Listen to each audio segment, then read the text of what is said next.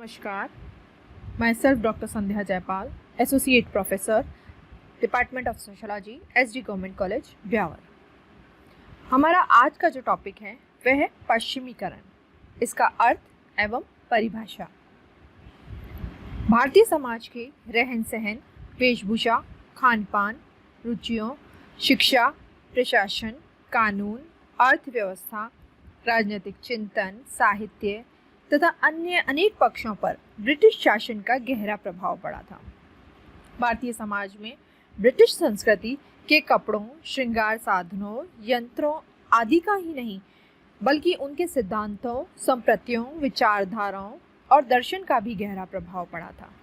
इसी प्रभाव की प्रक्रिया को M.N. श्रीनिवास ने तथा अन्य विद्वानों ने अपने अपने शब्दों में पश्चिमीकरण के रूप में परिभाषित किया है।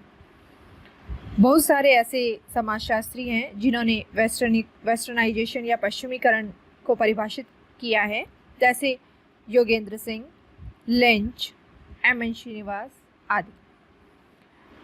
परिभाषाओं की जब बात करते हैं तो हम कह सकते हैं M.N. श्रीनिवास ने पश्चिमीकरण की परिभाषा निम्न शब्दों में दी है। उन्होंने बताया कि पश्चिमीकरण शब्द का प्रयोग भारतीय समाज एवं संस्कृति में उन परिवर्तनों के लिए किया जाता है जो 150 वर्षों से अधिक समय के अंग्रेजी राज्य के परिणाम स्वरूप उत्पन्न हुए हैं, और यह शब्द प्रौद्योगिकी, संस्थानों, वैचारिकी एवं मूल्यों आदि विभिन्न स्तरों पर होने वाले परिवर्तनों का अपने में समावेश करता है।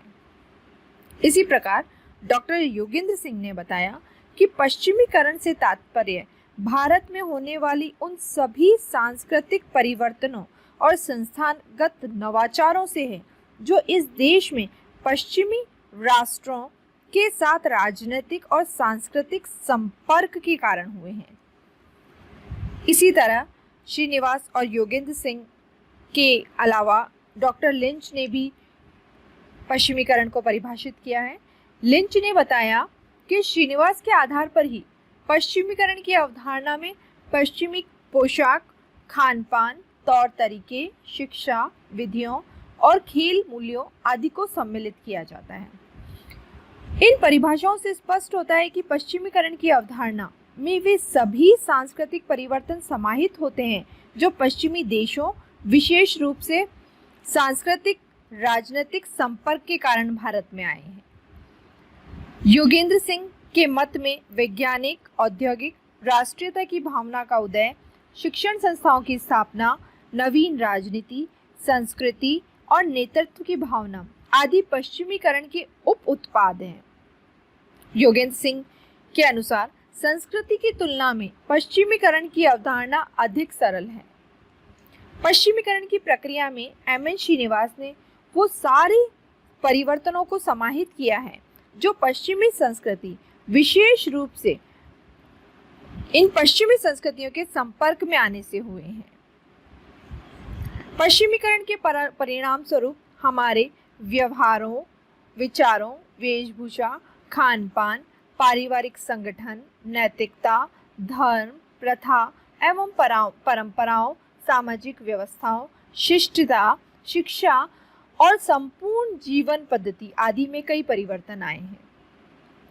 ऐसे ही एक बहुत प्रमुख समाजशास्त्री थे लर्नर, उन्होंने बताया कि पश्चिमीकरण शब्द के स्थान पर आधुनिकीकरण को अधिक महत्वपूर्ण है, किंतु आधुनिकीकरण की प्रक्रिया पश्चिमीकरण से बिल्कुल अलग तरह की है। ये तो पश्चिमीकरण की कुछ परिभाषाएं थी जिसमें हमने श्रीनिवास, योगेंद्र सिंह, लिंच आदि की परिभाषाओं को देखा।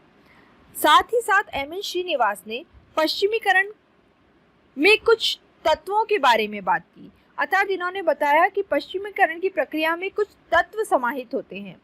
ये तत्व इन्होंने 5 तरह के बताए, जैसे कि संस्थाओं में परिवर्तन, मानवतावाद और तर्क बुद्धिवाद को बढ़ावा, समानता के सिद्धांत की स्थापना हुई है, पश्चिमीकरण के स्तर उनमें परिवर्तन आया है, पश्चिमीकरण के आदर्श, ये 5 तत्व श्रीनिवास ने सम्मिलित किए हैं पश्चिमीकरण के अंतर्गत।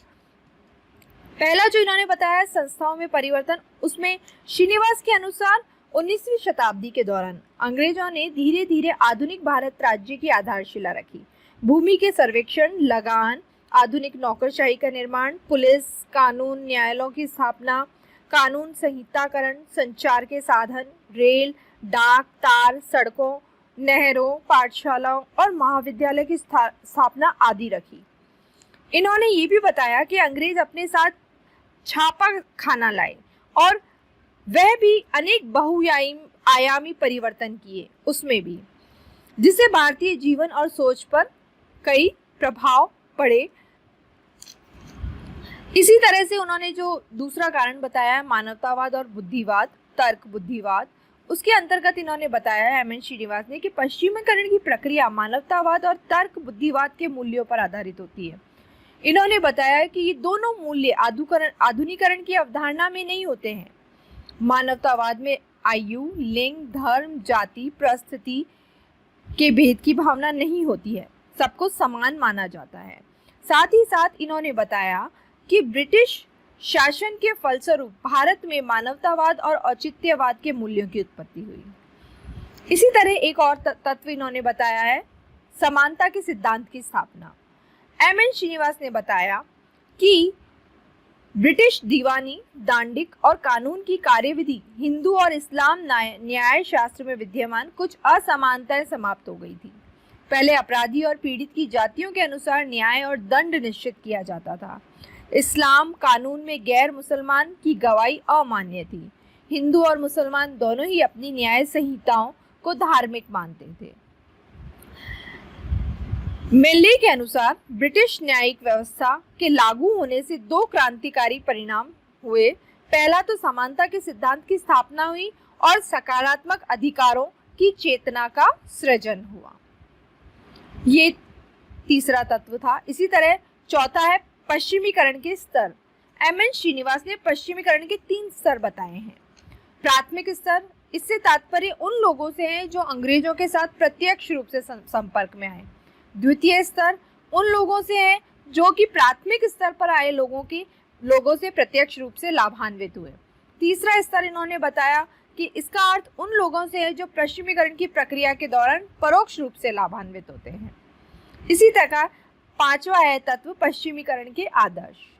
श्रीनिवास के अनुसार पश्चिमीकरण के आदर्श केवल भारत में ही सामाजिक परिवर्तन को बताते हैं, अर्थात ब्रिटिश शासन के फलस्वरूप पश्चिमी देशों के संपर्क होने के कारण भारत में सामाजिक सांस्कृतिक परिवर्तनों के लिए अंग्रेजी आदर्श ही महत्वपूर्ण है, क्योंकि अंग्रेजों ने ही भारत को नगरीकरण, औद्योगिकरण, मशीनीकरण, प्रौद्योगिकी, यातायात, संचार के नवीन साधन, शिक्षा, प्रेस, नव न्याय व्यवस्था, वैज्ञानिक अधिकार, धर्मनिरपेक्षता, समानता, स्वतंत्रता, मानवतावाद जैसे नवीन मूल्यों से अवगत कराया है।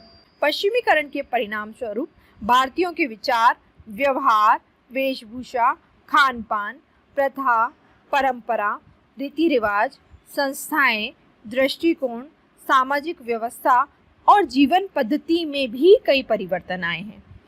इसी कारण अंग्रेजों को आदर्श से ही भारत में आए परिवर्तनों के लिए सर्वमान्य है, क्योंकि भारत में अनेक सामाजिक सांस्कृतिक परिवर्तनों के लिए अंग्रेजी राज ही उत्तरदायी है। धन्यवाद।